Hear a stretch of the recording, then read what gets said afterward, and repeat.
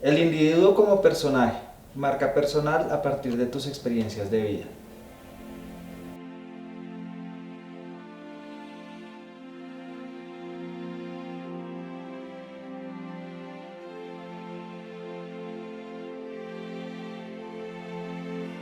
El carro del dios Sol.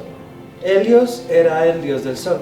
Viajaba en su jipeta flamante de oro cargada de piedras preciosas, rubíes, zafiros, tenía diamantes y era impulsada por 4 caballos de fuego que escupían ráfagas de calor y eran muy poderosos. Los caballos eran alados, eran rojos y tenían lengua bífida.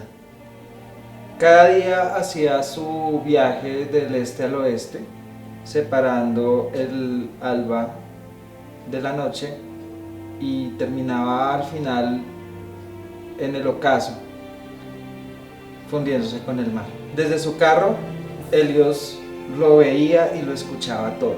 Nadie le podía esconder nada porque como era el creador de la luz, separaba todo de la sombra y mostraba la verdad. Un día, uno de sus hijos, Faetón, quiso conocerlo y se fue en búsqueda de él. La razón de este viaje principalmente era preguntarle a Helios si en realidad era su papá. Cuando se encontraron, Helios pues le rectificó que sí, efectivamente era su padre y que le iba a conceder un deseo. El deseo de Faetón era muy sencillo, quería manejar la jipeta del papá, con 4 caballos alados que escupían fuego atravesando el cielo. Sus amigos no le creían que era el hijo del dios del sol. Específicamente había un amigo de él que se llamaba Signo que le decía todo el tiempo: venga usted, ¿por qué habla tanta basura? Usted no es el hijo del sol. Si usted fuera el hijo del sol estaría conduciendo con su papá en la jipeta todos los días y pues eso no pasa, usted ni siquiera lo conoce. Faetón le dijo que se equivocaba y que iba a demostrarle que eso no era cierto y que efectivamente iba a ir con su papá para decirle que lo dejara manejar la jipeta con él. Al confrontar a su papá y decirle y pedirle este deseo, el papá pues le dijo obviamente que no podía concederle ese deseo porque era una responsabilidad muy grande. Le contó que el viaje para separar la noche del día era muy peligroso y que si subía mucho se iba a quemar el cielo y si bajaba mucho pues definitivamente se iba a quemar la tierra también. Entonces que tenía que estar muy controlado para hacer ese viaje y él no tenía el entrenamiento para manejar ese carruaje. Le dijo específicamente que donde bajara muchísimo se iba a secar el mar. Imagínense que se secara el mar o que se dañaran las selvas y todo eso por culpa de la irresponsabilidad de un niño que simplemente quería manejar un carro. Faetón, como todo adolescente, pues estuvo alegando, hizo un berrinche y le dijo al papá que no quería volverlo a ver si no le dejaba pues manejar el carro. Y dijo como, si yo soy su hijo, pues perfectamente por instinto yo podría manejar este carro y podríamos hacerlo. No es que usted es un berraco, yo soy su hijo, yo soy igual de berraco a usted, entonces pues por lo tanto yo creo que yo podría hacerlo. Un día las diosas Selene y Hécate, que son las diosas del lado claro y el lado oscuro de la luna, se acostaron a dormir. Ese era el momento en que Helios normalmente salía para manejar el carro. Ese día Helios se despertó, visitó Facebook, se metió a la cuenta de Instagram, puso después el canal RCN, vio las noticias del coronavirus y se preparó un jugo de naranja. Sin embargo, no cayó en cuenta que el imbécil de Faetón cogió las llaves de la jipeta y se montó en ella sin permiso. Cuando Faetón estaba encendiendo el motor, Helios entró al garaje y vio todo lo que estaba pasando.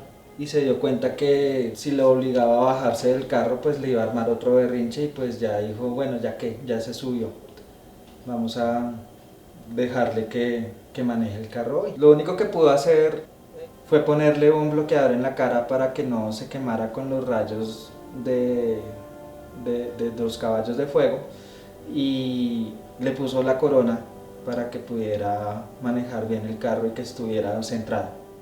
Le advirtió nuevamente que tuviera muchísimo cuidado, que el camino iba a ser muy tortuoso, que habían algunos baches como los vientos que podían desestabilizarlo, Le contó también que podían haber muchos peligros, le recordó que si bajaba muchísimo iba a quemar la tierra, que si subía muchísimo iba a quemar el cielo y que habían unos riesgos que tenía que sopesar. Sin embargo, Faetón siguió siendo todo el tiempo muy terco y le dijo: recuerda, papá, que yo soy tu hijo y esto está en mis genes y yo puedo hacerlo, descansa por hoy, no hay problema, yo lo hago. Helios le pasó la aplicación, le pasó una especie de Waze y le dijo que tenía que seguir la ruta porque si llegaba a desbocarse pues podían ocurrir problemas bastante graves. Le recordó que las riendas tenían que estar firmes todo el tiempo, que tenía que tener una cierta fuerza para que los caballos no se asustaran, que tenía que mantener las puertas cerradas. Y Faetón lo que hizo fue simplemente salir desbocado como un loco. No le puso atención a lo último que le dijo, no se sabe en realidad qué le dijo Helios a él. Sin más, Helios se puso sus sandalias y se quedó viendo una película en Netflix. Al comienzo Faetón se movía muy bien. Él iba por la mitad del carril, pero a medida que fue pasando el tiempo, más o menos casi llegando a las 11 de la mañana, se dio cuenta que estaba volando demasiado rápido. Como estaba volando tan rápido y los caballos estaban poniéndose un poco fuertes, Faetón se mareó, le dio mucho mareo. Y cuando se mareó, soltó un poco las riendas, entonces los caballos se asustaron porque nunca les había pasado eso, siempre Helios había tenido el control y Helios no se mareaba. Entonces al ver esto, los caballos pues se desbocaron, empezaron a correr velozmente, subieron mucho más, uno de los caballos subió muchísimo, el otro bajó mucho. Cuando iba pasando por África, Faetón perdió el control y quemó todas las selvas y de ahí se formó el desierto del Sahara. Faetón había creado tremendo verguero colosal. La tierra, la luna y el cielo estaban ahora en llamas.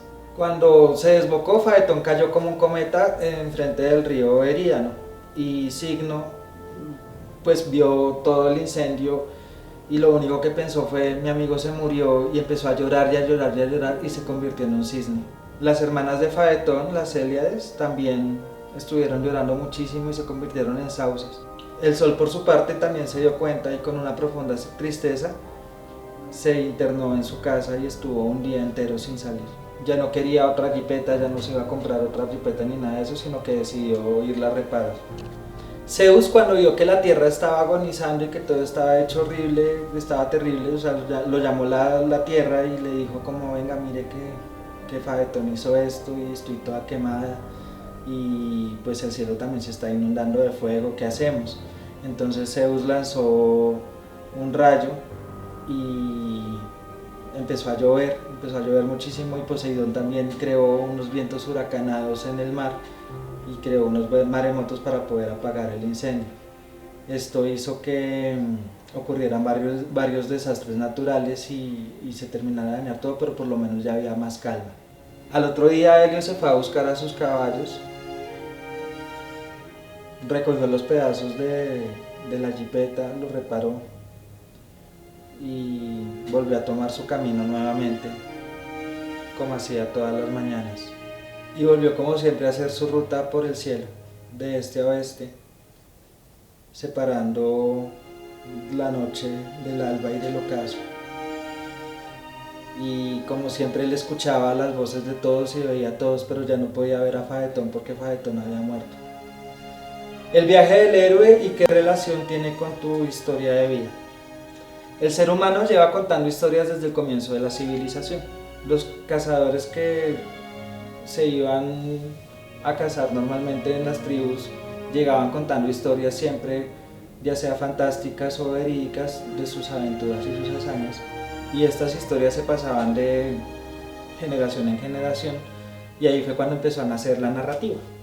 Más adelante, estas civilizaciones se fueron consolidando y fueron sofisticando su forma de narrar las historias, y de ese modo nacieron los mitos, las leyendas, y nacieron las religiones.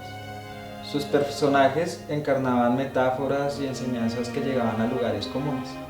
El viaje del héroe se define en 12 etapas, ahorita vamos a mencionar 10 de ellas, que son las que nos interesan a nosotros. Es una metáfora práctica, una guía para la vida. Conocer e identificar estas etapas en tu historia de vida hacen que tú asumas un liderazgo y asumas las riendas del carro que es tu vida.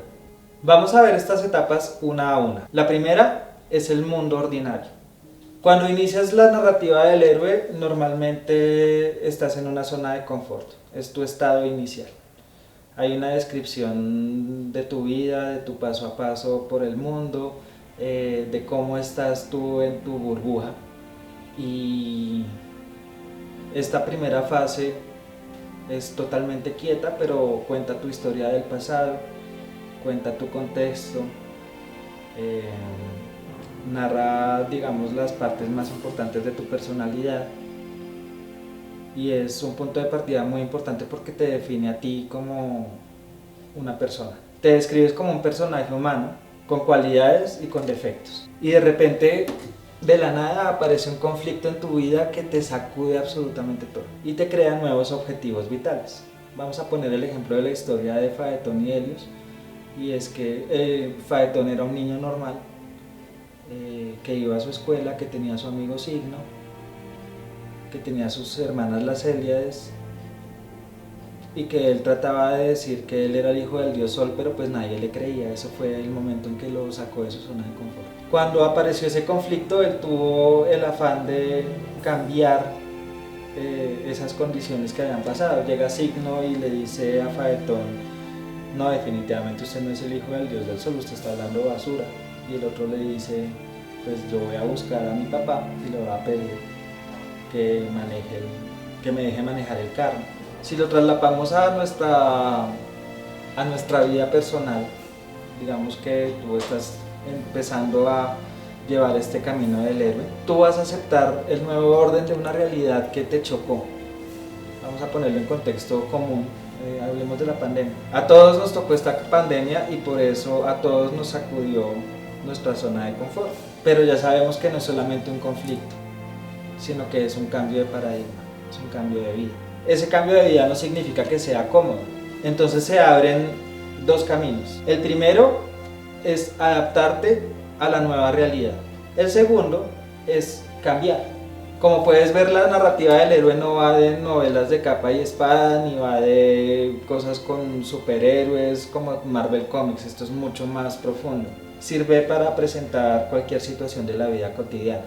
Recuerda que la aparición del conflicto debe generar siempre objetivos vitales. Segunda parte, el llamado a la acción. Ante ese conflicto inicial tienes solamente la probabilidad de hacer dos cosas: o quedarte inerte y no hacer nada, o de empezar a llevar ese camino. Debes siempre sopesar los pros y los contras de la decisión que vayas a tomar. Debes tener en cuenta también las acciones que tienes que realizar, hacer el plan de las cosas, porque si te vas a la topa tolondra, pues obviamente de pronto fracasarás. Eso sí, si decides salir, lo más probable es que te encuentres con grandes retos y que las cosas no sean de color de rosa. Siempre van a haber conflictos, siempre van a haber problemas, siempre van a haber percances y obstáculos.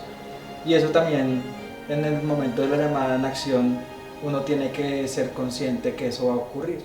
Sin embargo, siempre va a aparecer ese sentimiento, esa pulsación que nos va a permitir equilibrar la balanza y avanzar frente a la nueva oportunidad que se nos presenta. Ese sentimiento creo que todos lo hemos tenido, es esa sensación en la boca del estómago que nos dice que algo anda mal y tenemos que mover algo nuevo, ir a visitar nuevos rumbos y salir de nuestra casa, de nuestra zona de confort o de nuestro espacio seguro. Y ese fueguito que está circundando en la boca de nuestro estómago es el fuego del héroe,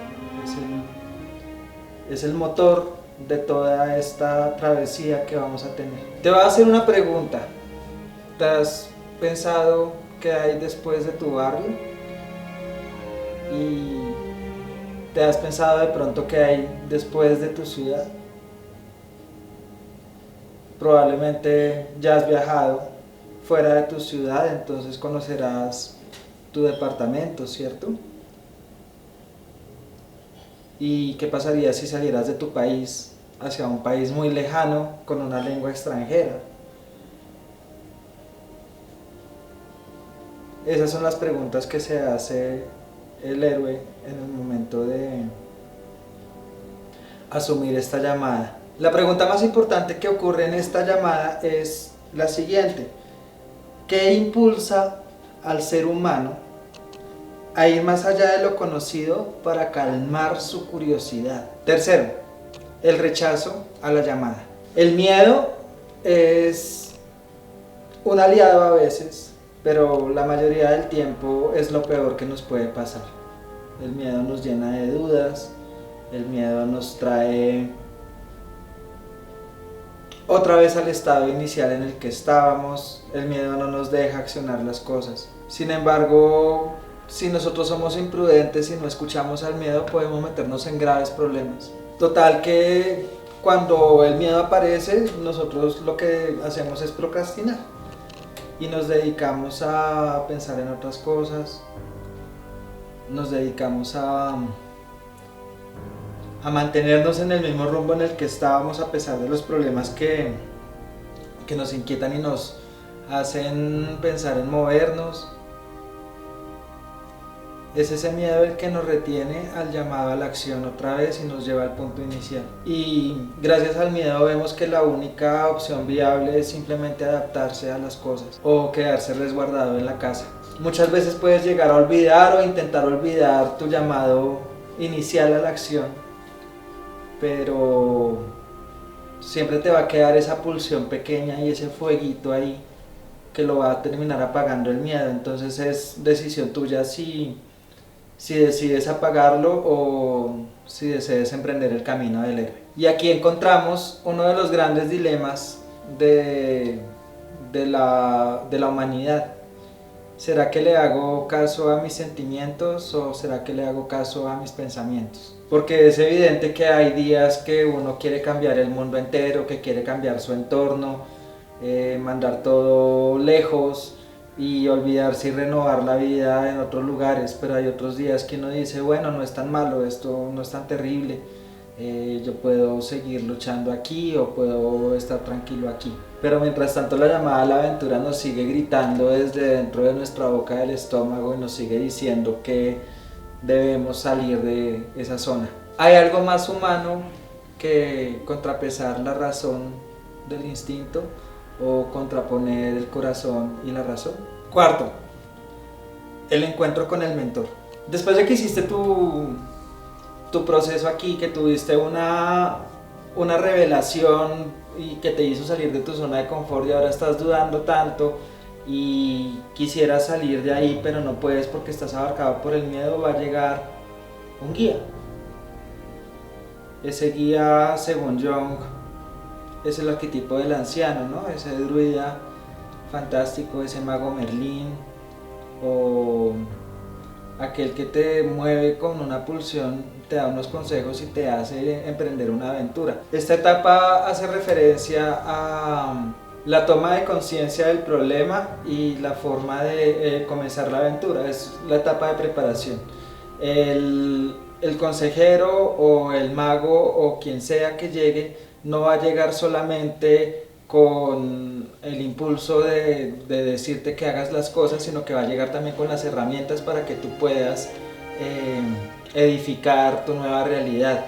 No necesariamente tiene que ser una persona anciana, puede ser cualquier persona, puede ser un niño, puede ser inclusive un video de YouTube, puede ser un libro de autoayuda, puede ser un líder religioso, puede ser un líder social, pero este líder te va a movilizar. Y muchas veces lo que hacemos en la actualidad es delegarle esta función a un coach o a una persona que te ayude a mejorar tus actitudes de liderazgo, lo que sea. Entonces pues los druidas y los mentores o los guías siempre están ahí para guiarte en tu camino a la aventura. En nuestro CAIC Sebastián Romero, que está ubicado aquí en la localidad de Teusaquillo, hay 30 procesos sociales y artísticos que están liderados por personas como estos, por guías que transforman, guías transformadores. Es por eso que es tan importante esta casa y esta agencia. Sus líderes también fueron en algún momento movilizados por otros líderes más.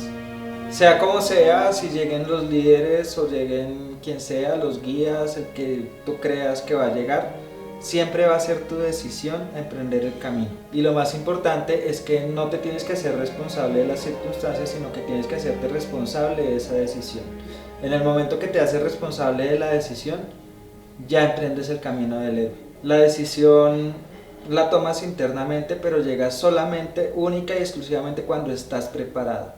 Antes no llega. Y no tienes más maestro que tú mismo, aunque la información necesaria haya llegado a través de alguien más. Tú eres tu propio mentor siempre. Recuerda que el maestro siempre aparece cuando el discípulo está preparado. Quinto, la travesía y cruzar el umbral. Ya la decisión está tomada, ya llegó el guía y nos convenció. Lo has visto muy claro todo y sabes que vas a ejecutar la acción. Ahora debes ponerte en marcha y hacer de cuenta que ese miedo que tenías ya no existe. Siempre va a estar el miedo, pero vas a hacer de cuenta que no está. Durante unos días o unas semanas o unos meses tal vez vas a estar dudando, pero pues ya sabes que no hay vuelta atrás porque ya empezaste el camino.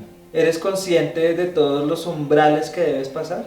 ¿Eres consciente de todas esas barreras que has atravesado hasta ahora? El viaje del héroe es muy real. Sexto, las pruebas, los aliados y los enemigos. En todo viaje te vas a encontrar con personas buenas, con personas malas. Te vas a encontrar con obstáculos. Te vas a encontrar a veces que tus mismos pensamientos te van a decir que era mejor estar encerrado en la casa porque el mundo en el exterior es mucho más peligroso, mucho más malvado, mucho más malévolo que la situación en que estabas al comienzo. Vas a querer devolverte como un bebé llorando a las faldas de tu mamá. Esto es debido a que prácticamente eres un novato y acabas de salir al mundo y afuera hay gente que sabe más que tú. Lo importante es que durante este inicio de la travesía adquieras las herramientas para poder relacionarte con todas estas personas que van a llegar y para suplir, o para, mejor dicho, no tanto suplir, sino para ganar los obstáculos que te ponen esas personas. Vas a darte cuenta que los viejos amigos se distancian de ti. Vas a percibir que no hay que fiarse de las nuevas personas que llegan a tu vida. Ahora tu vida miserable de antes no era tan terrible después de todo. La idea de abandonar tu proyecto, de abandonar lo que estés haciendo en tu viaje, siempre está recurrente. Pero el impulso siempre es mayor que la duda. Paso a paso avanzas lentamente y adquieres experiencia. Y a veces tienes la sensación de avanzar un paso, pero en realidad retrocedes dos. Eso no importa, es una danza. Cada día que pasa es una aventura incierta, pero ahí vas encontrando el valor de la autoconfianza. Te vas sintiendo cada vez más cómodo como un héroe y ya no es tan desconocido.